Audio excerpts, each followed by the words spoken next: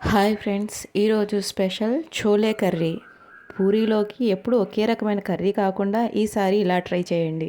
ఈ recipe prepare చేసుకోవడానికి పెద్ద సైజు తెల్ల శనగలు తీసుకొని 2-3 సార్లు శుభ్రంగా కడిగి 5 నుంచి 6 గంటల వరకు నానబెట్టి ఉంచాలి. ఇలా నానబెట్టిన శనగలను ఇంకోసారి శుభ్రంగా కడిగి కుక్కర్లో తీసుకొని 5 విజిల్స్ వచ్చే వరకు వండాలి. శనగలు 5 విజిల్స్ వచ్చేలోపు గ్రేవీ రెడీ చేసుకుందాం. ఈ గ్రేవీ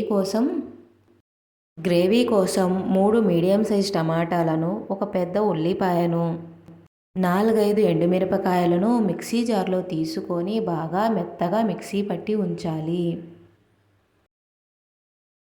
స్టవ్ ఆన్ చేసి ప్యాన్ పెట్టి ప్యాన్ హీట్ అయిన తర్వాత ఆయిల్ వేయాలి.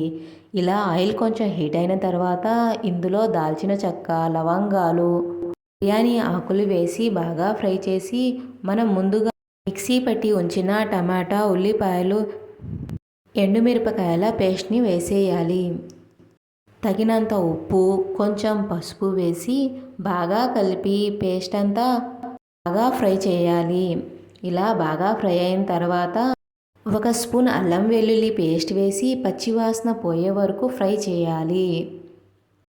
1 స్పూన్ ధనియా powder, 1/2 spoon garam masala powder, 1/2 spoon కారం వేసి బాగా కలపాలి. మనం వేసుకున్న మసాలాలు అన్నీ బాగా ఫ్రై అయ్యి ఆయిల్ బయటికి వచ్చిన తర్వాత ఉడకబెట్టి ఉంచిన శనగలను నీళ్లతో సహా వేసేయాలి. ఇలా వేసిన శనగలను బాగా కలిపి 15 నిమిషాల వరకు హై ఫ్లేమ్లో ఉడికించాలి.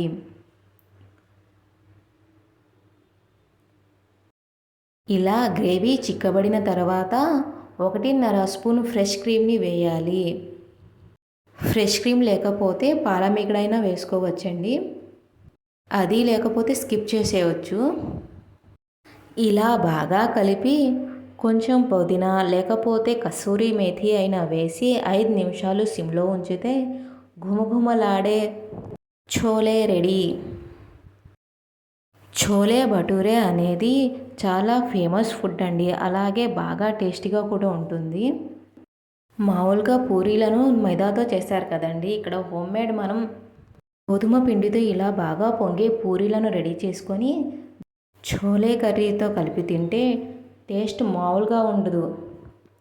పూరీలోకి నార్మల్ కర్రీ కాకుండా ఈసారి ఇలా చోలే కర్రీని ట్రై చేయండి. టేస్ట్ మీకు కూడా తెలుస్తుంది. ఈ పూరీలను నేను మైదాతో కాకుండా హెల్తీగా గోధుమ పిండితోనే చేశానండి.